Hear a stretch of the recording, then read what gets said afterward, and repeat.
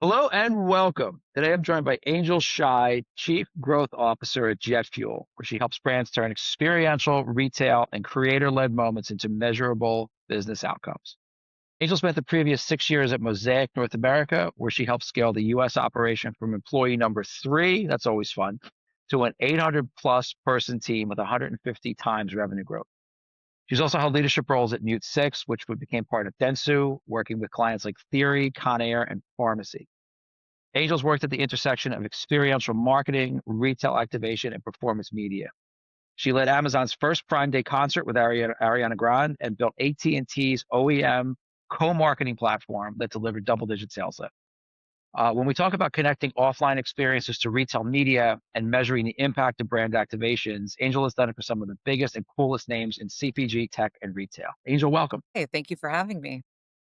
Yes, yes, of course. Kicking off, I mean, you've done some really, really wild stuff, and really cool omni stuff. You've been successful in connecting experiential marketing to actual measurable business outcomes, which at the end of the day is what we sort of all hope will happen. At Jet Fuel, you focus on turning brand activations into results that actually materialize in the P&L, where experiential has historically struggled with measurements. If you could, I mean, I'd love to get into how do you measure that sort of thing? How has that evolved and what's actually possible today? Yeah, so experiential used to be treated like a brand passion project, and it was measured on impressions, foot traffic, and how many samples went out for CPG companies, which really focused on telling you activity and not impact. But now experiential it's part of the omni-channel and it's connected into the full media and e-commerce system. So really it's about how brands are showing up and driving behavior. So, as we think about experiential, when we think about designing it, it's about looking at the outcomes and designing for those outcomes. JetFuel is that we're actually a part of the Stagwell Network, which is a collection of independent agencies. And we have access to data and technology, which gives us really deep insights and the opportunity to be able to measure in a new way. One of our sister agencies is called Harris X, and we have actually developed a proprietary experiential tool that really starts to look at how perception has changed and how purchase behavior has changed as a result of an experiential engagement. So that's awesome, and I love that you're basically saying these are no longer really passion projects. I mean, you're working backwards from what are the actual outcomes going to look like. It's just smart, right? It's the right way, I think, to do this. Are there certain like metrics and KPIs? I mean, I'm more in the in the commercial side of things, but like as it concerns like how are you measuring brand activations? Is there anything beyond just like impressions and attendance and football that you're looking at? I mean, how do you sort of think of that? Yeah. So we're able to look at capture intent as well as in a lot of our activations, we're capturing direct commerce and sales and trial and conversion. So with technology, we have the ability to create an environment where we can generate on-site sales, or we can add the participant into our CRM and then track them from that activation with our brand into the actual purchase and conversion. So it does start to show you incremental lifts, correlation, how long after somebody interacts with your brand live do they actually purchase, and also just understanding about if people are more inclined to purchase. So if they're considering the brand after they've interacted with it on site, if it has changed the way that they feel about it. It's really about measuring the behavior, the impact, and then also commerce. And commerce has been a really big push for us, which has been a lot of what we're focusing on is the tie-in to retail media and how you can marry together experiential with that retail media and drive the purchase decisions. It's I'm guessing that a lot of the sort of the brands you're working with, one of the conversations I have all the time with big brands, every single category that I know of in consumer goods has become commoditized. So if you want some sort of commoditized version of whatever it is you're in, whatever category you're in, there's a commoditized sort of like cut price choice for you. And I think that more than ever, this sort of experiential stuff and the relevancy that you all are sort of bringing to some of these, especially some of these older legacy brands where there's a lot of challenger brands to these guys. I think it's just more important than ever. Just curious your thoughts on that.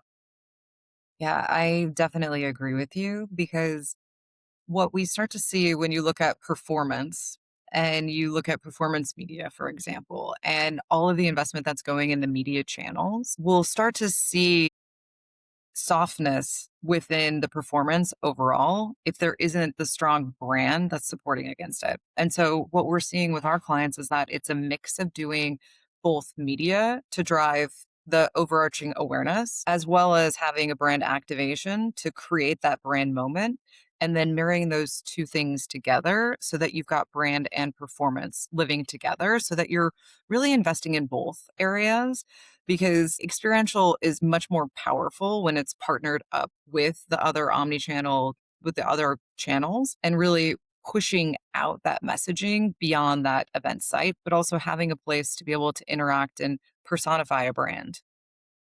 Are you seeing a direct correlation of brand activations and offline experiences to punching up retail media efficacy? Are you seeing a tight correlation with that? Yeah, it's actually a pretty big part of our business where we're working with a major retailer and we're working directly with their retail media team. And all of the activations are omni-channel activations. So it's figuring out how to think about shopper behavior. So you're going to engage a shopper while they're building their list and making sure that there is a piece of media that they see to start to think about intent so that they get on the list. And then when they arrive at store, they're going to have an experience in the parking lot. There could be an experience at the shelf. And then, of course, having them in our CRM system to be able to continue to engage with them afterwards, right? So we're That's it. Yeah. retargeting them. So it really does start to become a channel within the Omni plan as opposed to just a standalone, which, 10 years ago, I mean, even 7 years ago, there was a lot, and even today still, let's be honest, there's still a lot of activations that are happening in a silo. But some of the most strategic work that we're doing is making sure that we're tying the experience and activation directly to commerce so that we can continue to get the funding, right? Finance teams care about causality and they want to know that at the end of the day, we're driving the business forward. And so we really look at how we can integrate that across the board. Yeah. Are you seeing, you're able to now put some metrics to this stuff, right? Which is just awesome. Years ago, I was looking after Rayban.com and the brand team hosted Action Bronson out at a park in Brooklyn. And he had his food truck and this and that. And he, did his music and all that. And it was awesome. I don't think we really tied it, in terms of connecting the dots hard. And this is a while back, but we knew it was stuff like that was the right thing to do. That was the sort of audience we we're trying to get. That was very, very precious to us, and we knew it worked, but it was hard. We had some leash with finance, right? What I'm hoping you're going to tell me is that like now that you can really tie some metrics to this, good old fashioned metrics, are the finance teams getting a little bit sort of like a little easier with the purse strings on this sort of experiential stuff because you're able to prove causality? Yeah, I mean, when you can say people who experience this activation are X percentage more likely to purchase in Y days, finance listens. And now we have the ability to say that because Experiential is speaking the same language as paid media, retail analytics. So we have a seat at the table as part of the growth conversation, as opposed to being that passion project and being pushed over to the side as, a nice to have as opposed to a Yeah, need to have. yeah. Are you seeing brands that like actually integrating this as like a full blown sort of building block within their omni sort of assortment? Yeah, absolutely.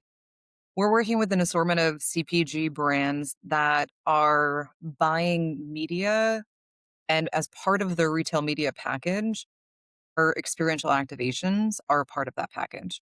And so it is becoming increasingly more common to have those bundled together because it is really about being able to have all of those touch points in the shopper journey to be the most impact and also to drive volume and velocity at store, right? Like you have the ability to be able to reach somebody and track their entire journey and understand what are the motivating behaviors, what's the creative that got them to add it to their list, what is the creative that got them to engage with the ad, And then what was the messaging on site? What was the trial, the tasting, whatever type of mechanism that you're using from an experiential standpoint to understand what mechanism also drove behavior change coming out of that. And then looking at the retargeting, and we can use that same information that we collected along the way to then reach back to those audiences to get repeat purchases. And so you start to really gather information around these audiences, the shoppers and the consumers,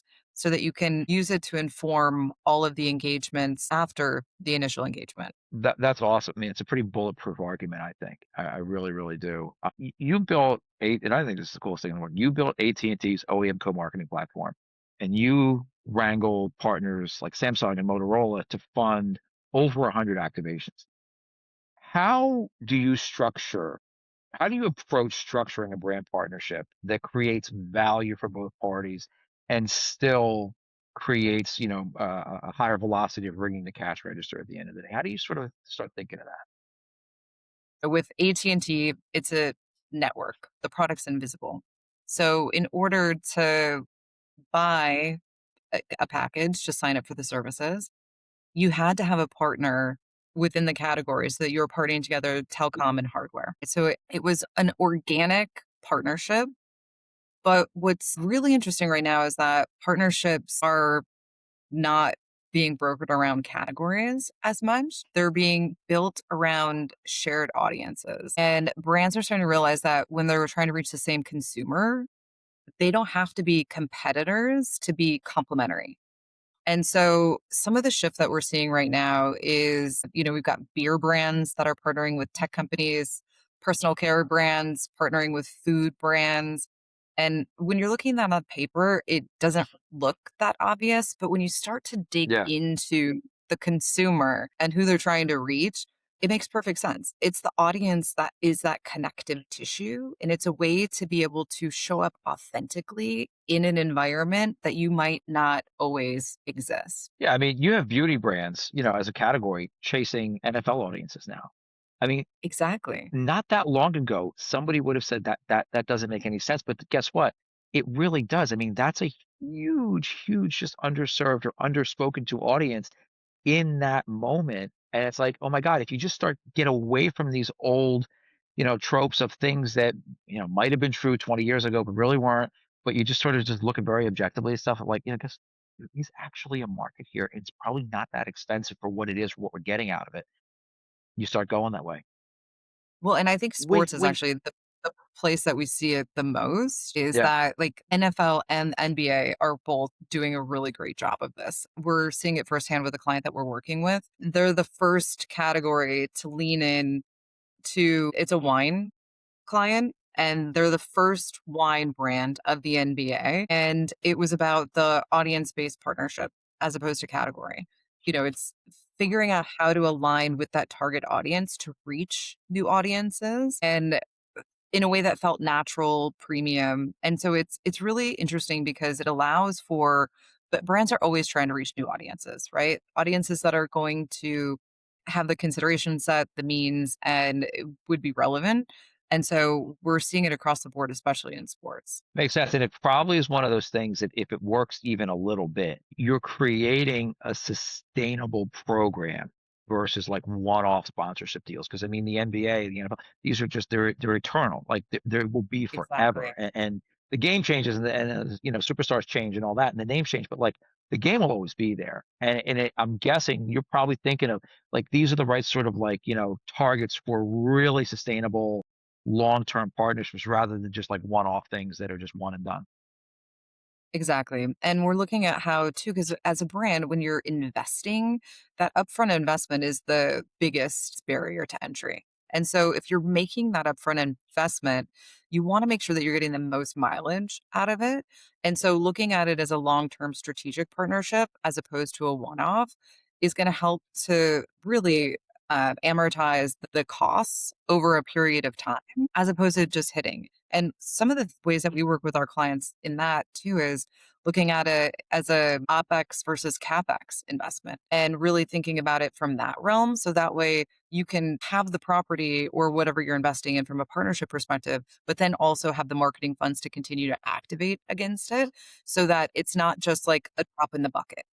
right? And it is looking at how you can live in a longer period of time together as part of that relationship. It's smart. It makes sense. Yeah. In terms of scaling, and this is a subject near and dear to my heart. You started out at Mosaic, you were employee number three, and when you were there and your watch, I mean, you guys grew that from 800 people, crazy 100x revenue growth. That's special. What if you could, because I love talking about org structures and people and the capability gaps and what we have and what we don't. How do you think about operational and leadership challenges when you're scaling something from really, really, really small to really big in a very compressed time frame? How do you think of that? So, first, I want to just say it was one of the most rewarding and fulfilling experiences of my entire career. As an organization, you it's the chicken and the egg where you can't hire and change things until you have the business to start to support it. And so you have to make sure that you're taking care of all of your people, all of your existing clients, but then also pushing as hard as possible to continue to grow on the top. And so everything has to be around operations and process. And I know process gets such a bad rap because people don't like the idea of process, but it is the only way to simplify things when you're adding, you're hiring 30 people, every other month because you're just growing so fast. If you don't have a systematic way of standing up projects, with engaging in other teams, with really operating from start to finish, it's going to just fall down. And so that was really the most important part to be able to make sure that we were successful. It gets over. Look, it's not sexy and it's not really sometimes interesting. It doesn't make a board deck. But when you have operational excellence, it will win the day over some big fancy idea, some big trick shot, whatever. It just always, always does. And it's never going to make a board deck. It's never going to make, a headline, internal Yeah, communication like, oh, made 28 straight foul shots or the equivalent thereof in the business. No one really, raises an eyebrow. But guess what? That's what wins you, these businesses. It really, really does. I expected you to say something like that, you know what? Yeah, we work super late nights, but at the end of the day, we had to build durable, scalable, sustainable processes. Otherwise, we're running around like maniacs and like, where does stuff live? How do we do things? You don't have a book. You don't have a playbook, right? You need that, I'm guessing, as you go from zero to a lot pretty quickly. 100%. And like, sustainable growth is also not about saying yes to everything. It's about knowing what you can absorb, what it's going to do from the culture perspective. Can you trust that this is going to be good for your business? Because growth is exciting, but protecting the delivery around that is what also keeps it sustainable. So how does that evolve, right? Like as your organization grew, like how does that client service and delivery model? Obviously, it's not, the same as when you're three people as when you're 800 people, but like what was that journey from like that delivery model? What's that look like and feel like? So, I mean, on day one, when there was 3 of us, you wore a lot of hats. So you really were client service, you were strategy, you were production, and filling in all of those gaps. And as we grew, we started to map out what were the needs of the business and build out departments and teams. And it would start with one person, and maybe we would freelance somebody, and then we would start to figure out how to evolve that into a role, into a department. And we also grew by some acquisitions. So we were growing our base of people that started with the company, but then we were also bringing in additional companies so that we could add services. So that when we started out as just an experiential marketing agency, we wanted to become a fully integrated agency. So we bought a content agency, we bought a shopper agency, we bought a brand house, and we had to also bring all of those teams together. And if you've been through it is something that also probably doesn't make it on the board charts is the integration of company is Tough so stuff, incredibly important. very tough stuff to do well. Yes, it is. And so if you aren't really mindful around bringing all of those points together and have a really detailed plan and thinking through how everything lives together in harmony, you can start to lose culture. And as an agency, culture is something that's really incredibly important because that's how you Everything, get the by the best way. talent. Yeah. Yeah. I'll tell you, when you know on the client side, and I've been on the client side for a long time, you know when agencies lose that culture. Like if whatever founder or, owner, whatever leaves for a variety of reasons, and look, it's normal, it happens. You feel it sooner than probably a lot of the agencies would might want to believe. Trust me, you feel it because like a lot of what, really, really got that agency or that shop or whatever it is to be unique, right? That will figure it out, that just, elbow grease with the, the weird humor, whatever it is, whatever their sort of like secret sauce is, when that stuff goes away, it's impossible to get back. And trust me, on the client side, you feel it like instantly, and I'm guessing that's probably one of the things is you're doing a lot of these bolt-ons because you have to, right? Like you guys want to, scale the way you did. You're not going to go invent a brand shop. There's no time. Like you can't do that. That takes an eternity. So you have to buy, right? But like, is the cohesion and is the culture, is that one of the first things that tends to break as you scale? And then how do you think about preventing that if that is a thing? It doesn't break as much as it evolves. And so it's about managing the way that it evolves to not get so far away from where you were that you're losing all of the people that were committed to the start. It's the same way with brands. When brands have a new product or they want to market to a new audience, and you cannot ignore the core or you will start to shake underneath of you. And so it's the same way with culture and the way that you're thinking about growing a business, because you really have to make sure that you're keeping that core strong while you're also bringing in additional resources and people and teams.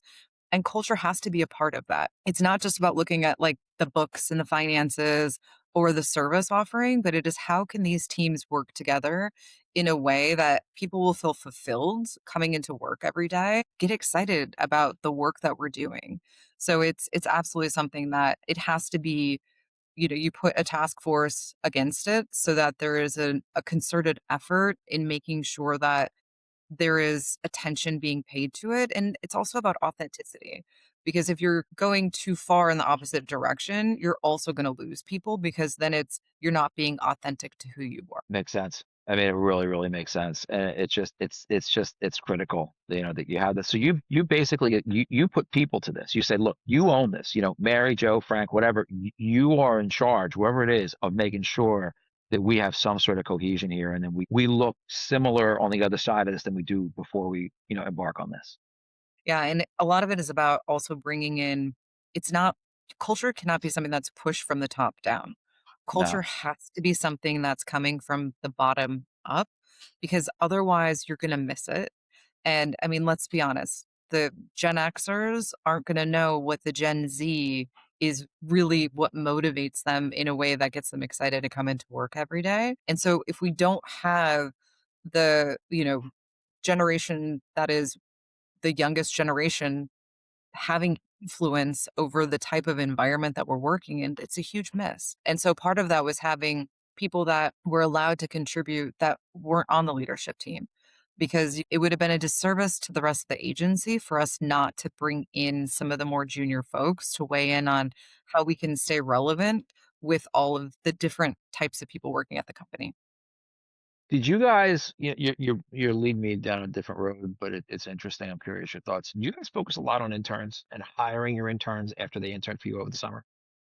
Yeah, so we had an internship program where we would bring in, probably 20 interns or so, and we would put them through a Mosaic University where it Oh, wow, was a that's cool. learning course and you could learn all of the basics and really get some of the foundational learning of everything of how to write an email to learning about your relationship type and how to engage and what type of people that you work best with so that you're learning like the psychology behind business, but also how to interact in a business culture. And we would end up hiring quite a few of the folks that came through the program. And speaking for myself, many, many years ago, I was an intern, and Yeah. some of the people that I went through my internship with are some of my best friends still to this day because you're learning all of that foundation together. And really, it's a shared experience. And so that is something that we really invest heavily in. I've done in my entire career, and at JetFuel, we're actually going to be doing that as we move forward. Is looking at how that model can continue to help us to evolve and grow as well. I strongly encourage brands to do that and over-index on focusing on a proper internship, not where they're getting coffee and dry cleaning and all that nonsense. Like really bringing these guys in because guess what? That's whatever consumer goods or whatever you're doing, that's your audience, that's your customer. They're going to be the next ones up that have disposable income, that are your audience, that are your customers. And guess what? If you can, and it's hard sometimes, get away from your own sort of like, preconceived whatever and put down the hubris that happens in organizations. Listen to these guys. Listen intently on what they're saying and how they're saying it because look, there's going to be some weird ideas, but that are just totally infeasible. But like there are absolutely positively going to be like brilliant things you in your own four walls had never thought of out of that kernel. I've watched it happen, become, a big oak tree down, years later. I've literally watched it happen. So it's like, I didn't expect to talk to you about internships here, but like, it's just one of the most valuable things I think companies can do today is really, really get dialed in on those things.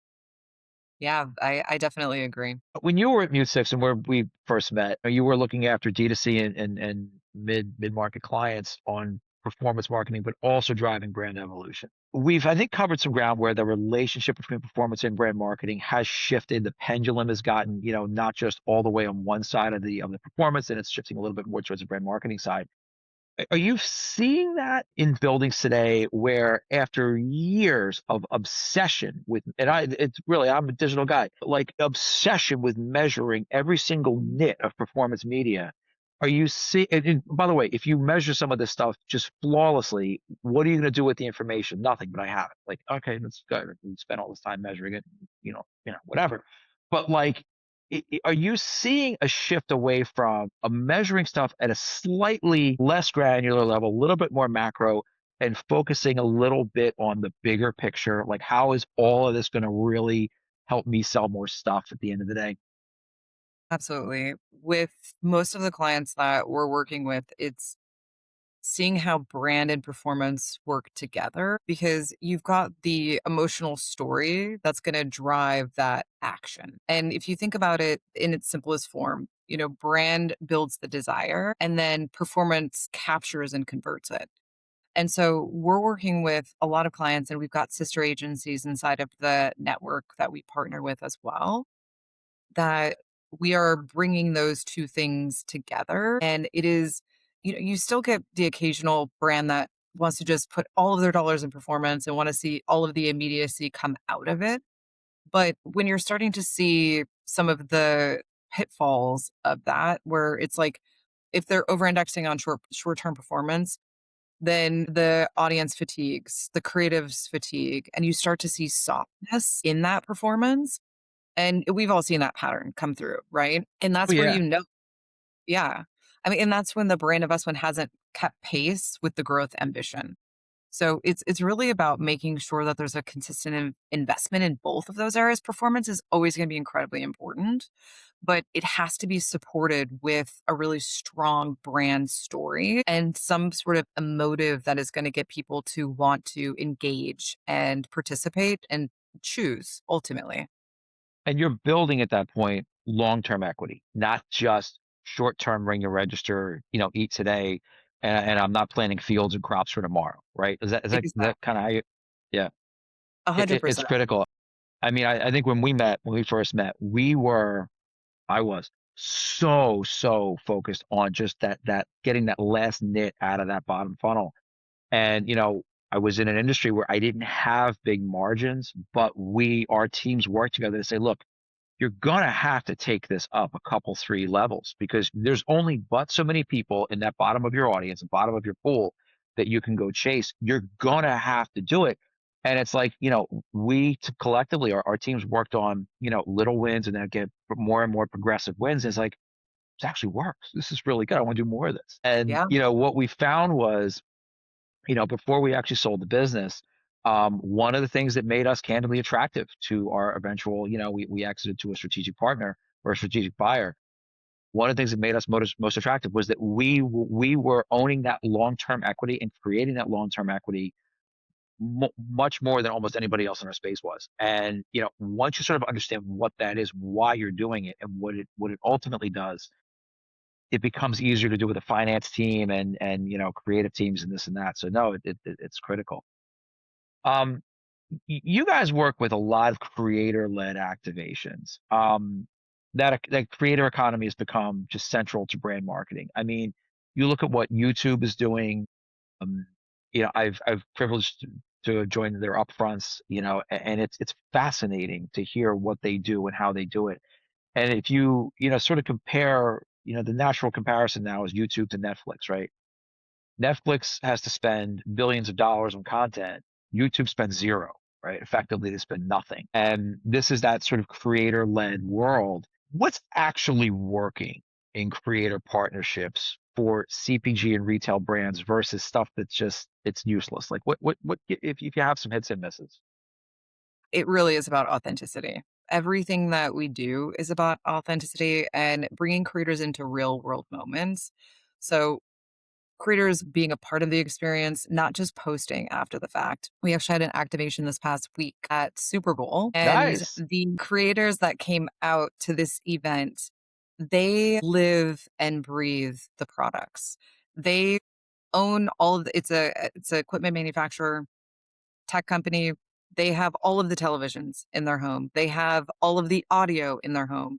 So when the creator came on site to engage and to meet all of the fans and consumers that were there and to shoot some content, we didn't even have to give the key messages around what the value prop was around the televisions.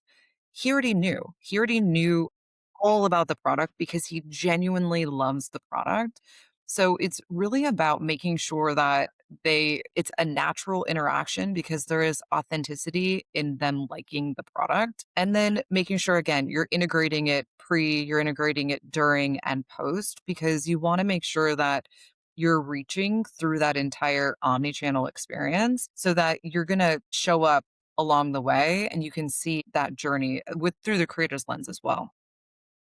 So are you looking them as authenticators, basically? I mean, is that how you think of that? Yeah, yes, absolutely. It's about having a credible, measurable human that is endorsing the product. It has to be Tightly a integrated. brand. Look, as such, I mean, I've worked on some big companies where the brand is, very, very, sort of omnipresent in every conversation you have. Some of these companies I've been worked where they're very brand led as opposed to product led, and vice versa. Do you see in some of these brand led companies that you work with? Do you feel and see a lot of tension? Because I think it would be normal for a lot of tension between your authenticator content creators versus the brand. And how do you sort of, reconcile all that? Working with a highly evolved brand team for sure to make sure that they understand the value and importance of brand storytelling because creators are never going to replace that. Brand's job is to make sure that there is the tone, there's the voice, there is who that brand is, and the creators are just humanizing that, right? And so both roles are really incredibly important, and when they're working together, it just makes everything much much bigger and much more impactful. So it's really about just making sure that having those two living together to make the magic of a beautiful brand with the right human at the front that is representing that brand. It sounds like the brand teams that can let go of some of this and have a little bit of, I don't know, my word, humility to say, look, you know what, we can develop all this stuff. Not everybody is going to dress literally head to toe in whatever the brand is. It's not normal. It's not going to happen. And this was, by the way, this was a battle, not a battle, but like this was a conversation we had at Jimmy Jazz all the time. Not everybody wears Nike head to toe, right? Like it's just not normal, right? They don't do that. There's Levi's, there's 100 different things. There's Timberlands, but like I think as a brand owner, I think the ones that sort of get that and are like, okay, I get out of my own building, my office building. and I walk out on, Madison and 45th or whatever, nobody dresses like that. They dress in different stuff. And I've just found that like the ones when you have a brand person that really gets that, that's the person in your organization, and you want to sort of like wrap your arms around and say he or she really gets it. I can do some of this creator stuff with them. Yeah, it's also about if they want to build relevance and trust, creators are the way to go. If they wanna have total control, creators are not the way to go. And that's you have to be able to give room for the creators to be creators, otherwise it's not gonna work. So it is about really being able to have the balance of allowing for a little bit of an interpretation as long as the brand value and the prop is still there through that creator lens. You guys helped us at Mute Six. You guys helped us at Jimmy Jazz bring a campaign to life with Polo Ralph Lauren, and we became one of, I think it was like 3 or 4 people that were allowed to sell not the underwear and the t-shirts, but like the really like the good stuff. We were one of like 3 or 4, was like Bloomies and 1 or 2 others and us at Jimmy Jazz. We were allowed to sell Polo Ralph Lauren online, and we went to their offices and we said, guys, we would love to do this. We need your obviously your blessing and permission, the Ralph Lauren people. And they said yes. And they said, but we're going to want to have some sort of like conversation and just understanding of how you're going to bring campaigns to life because it's Polar Ralph Lauren. It's a very, very special brand. And we said, sure, of course. So we go do a shoot at a very famous local diner in New Jersey, and we did not dress the models head to toe in polo. Like we had some Nike and we had some other stuff too. The long story short, they understood exactly why we needed to do that, and they let us do it. And not only were they like didn't have any feedback on it, they just loved it. And because it's not something that they can do as the brand, they can't put Jordan 1s on a polo. They can't do that, right? But like we could, and we were helping to authenticate their brand to our very special customer base. You guys helped us animate those campaigns, and I don't know whether you remember this, but like my God, it was like one of the funnest things that we did. The shoots, bringing them to life, and everything like that, and did it move the business? Yeah, a little bit. I mean, it was an important brand, but the fact that we had such a special sort of conversation there with that brand, our customer, in those channels was just the coolest thing in the world. Yeah, absolutely. It's to know that you are reaching those additional audiences too, right? That you're reaching out to those new audiences.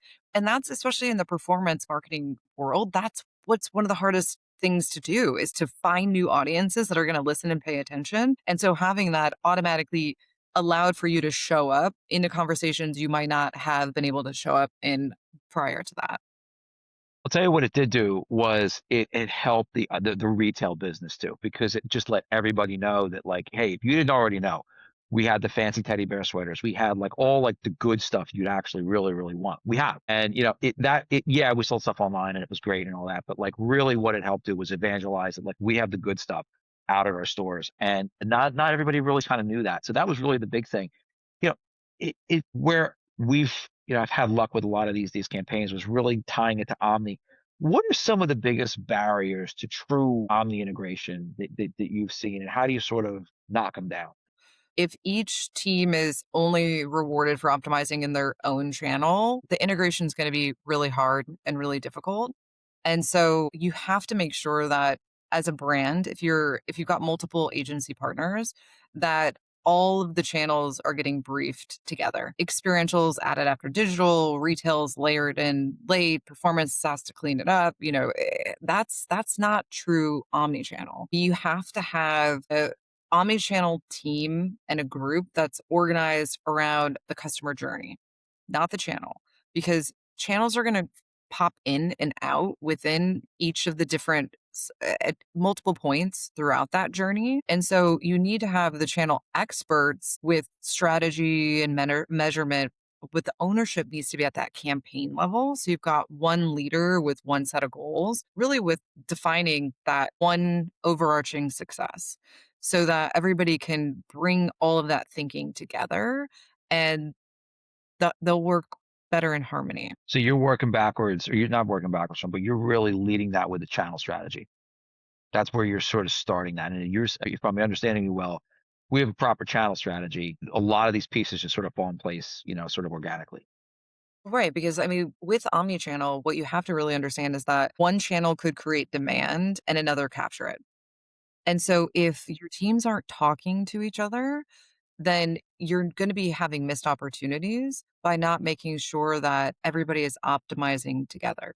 So, I mean, we had a healthcare client, which is one of my favorite case studies that I've worked on for a while because they were actually able to track the correlation between direct mail drops and spikes in branded search. Wow. And so this insight, right, like a very like offline, tactile, old school marketing tactic of direct mail to modern search. And that insight, it helped us to unlock that, the traditional media is fueling digital, which gave us more dollars that into our digital pool in a place that was with a client that was typically very offline heavy category. They were very conservative in what they wanted to spend online. And so you can start to see the correlation on how each channel and how each tactic works together. That's when you're building a true omni-channel strategy. And so going back to what I was saying previously, each of the teams have to understand how if I am activating an experiential event, what is that going to do from a retail media component? What is that going to do from a search component? What is the social? If we're generating a piece of creator led content, where are we driving the action post that initial touch point? For sure. For sure.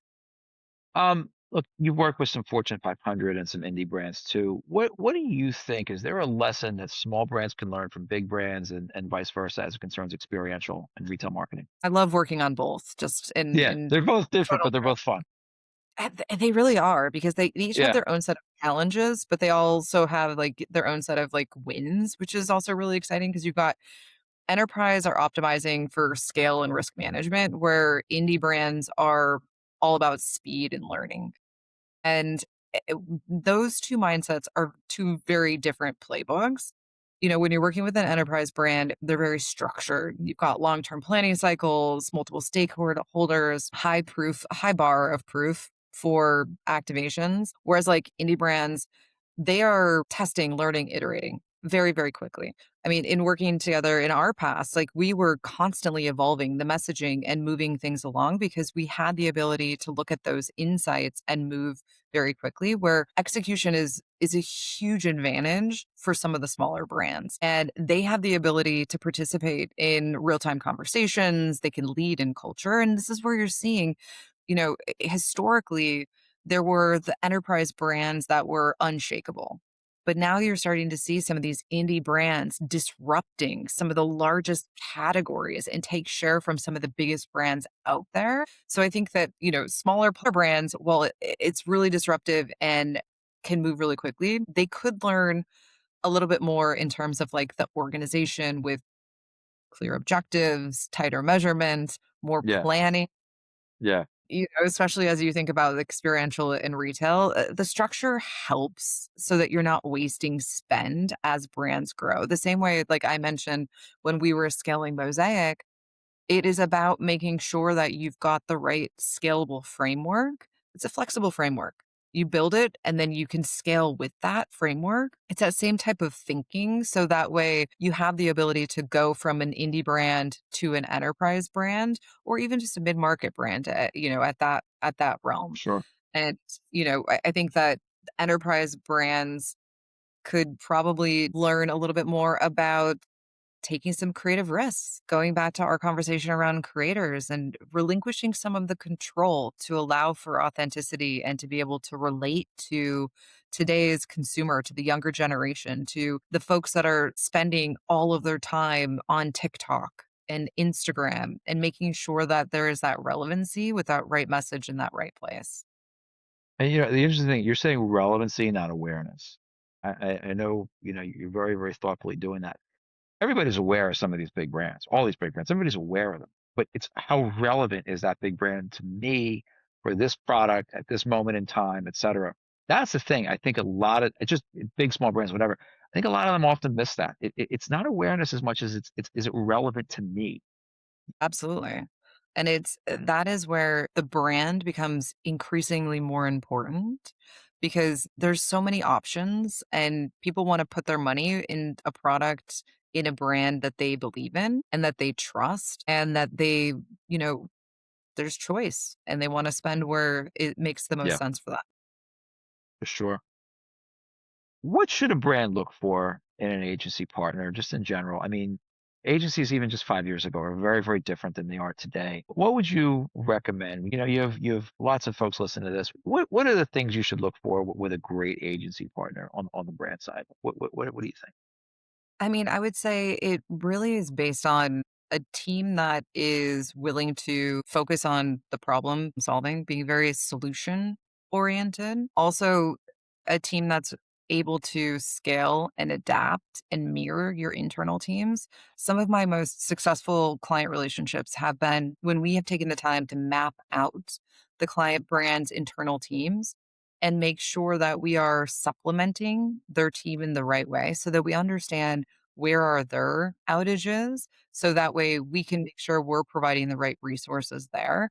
I mean, what we're seeing across the board is the a lot of legacy holdcos are starting to change. Things are changing, the landscape is changing, and Fast. so it's also about, understanding a lot of brands are also bringing stuff in-house, and so it's being very clear on what the need is, and then how a team can best support you based on their experience, based on their thinking, based on personality. It's an extension of your team. It's also somebody that you're gonna wanna make sure that you want to be working with on a daily basis. Having access to data and technology, where are they at from an investment standpoint? Because having tools and tech is baseline at this point. A lot of agencies relate to that game, and it's incredibly important to make sure that you've got tools to be able to measure performance, you've got tools to be able to capture insights, you've got tools to be able to do survey data and all of the aggregate of information that you'll need to create a well-informed campaign. So you mentioned as we sort of like land the plane on our conversation. This has been a blast, by the way. I love spending time with you just talking to business. It's so much fun. Thank you. You go to NRF or any conference right now, you trip over the word AI. Everything is AI. There's a lot of noise on the subject. Where do you think the industry for experiential retail and creator marketing and what we're doing here, where do you think it's headed through the lens of AI? What's real? What's a flash in the pan? But what do you think as we sort of like, close out our conversation here? What do you think the immediate 12 to 18 month horizon is going to hold in terms of trends that are worth betting on? I mean, I would say it's all about trust and transaction. Creators integrated into real world moments, retail media that closes the loop. So it's not just vanity metrics, it's looking at ROI. It's about looking at those components because AI gets a bad rap because of the surface layer of things that are around it. What I think is overhyped really is some of that surface stuff, which is, it's not going to replace strategy or creative. I mean, I think it's going to No, accelerate action and testing, but it's not gonna that replace the insights. That's it. It's an accelerant, right? Like if you're good at what you do, pick a thing. If and you know what you're doing with it, it becomes an accelerant. But you're saying really the same. I don't think you're seeing anything that's, machine learning, AI going to replace good No. old fashioned authenticators like we sort of been talking about for the last hour or so. Yeah, and the brands that are using AI to generate this content, it's just creating more noise. And I mean, we've already seen some really incredibly terrible ads where they used Yeah. AI, so the way that I think about AI is it's about the trust and transaction. I genuinely believe in the power of experiential. And as AI continues to create distrust because you don't know what is real online, I do think that people are going to flock to in real life experiences because there is that authenticity. You know that it is something that is real, that it's tangible, that it is something that it exists. So I absolutely think that that's also a part of where we're going to continue to evolve as we move forward with the AI continuing to dominate. It's funny you mentioned the IRL stuff. I was at a dinner at NRF was a guy from a big fancy pen company, and there was a guy from a big fancy watch company, Swiss watch. And both of them said their businesses were on fire, like on fire the last like 18, 24 months. And both of them said the same thing. Analog is back, like with a vengeance in some of these categories. It's not to say that digital's going away. It's not to say that. But like people want this stuff again. Like they got so sort of sold on, oh, I'm never gonna have to do write anything ever again, or I just have my Apple Watch or this or that. They People want this stuff. They're human beings. They want like an engagement, a tactile thing. They Yeah. miss that. So your IRL thing, it's just it's so relevant, I think. I really do. Yeah, I absolutely agree. And we're seeing it, and a lot of the brands are wanting to invest in that realm also because they're seeing some of that shift in behavior and perception and getting ahead of it and doing it now is really now is the time. I mean, especially as we're coming across this year with there is so much that's happening and there's going to be so many competing forces between having all of FIFA with having the America 250. There is just so much that is going to be happening that's going to be competing online for voice. So a lot of there's going to be a lot of investment as we're moving forward into the IRL and being a part of the conversation on the ground and being in face to face with customers and consumers. Do the election. This is an off presidential year election year too. I mean, so you're going to have that, sort of layered into it. It's just there's going to be it's going to be a fun ride this year. I tell you that. Yes, agreed. Agreed. All right, Angel, thank you. This was a blast. Yeah, agreed. Thank you. It's been fun.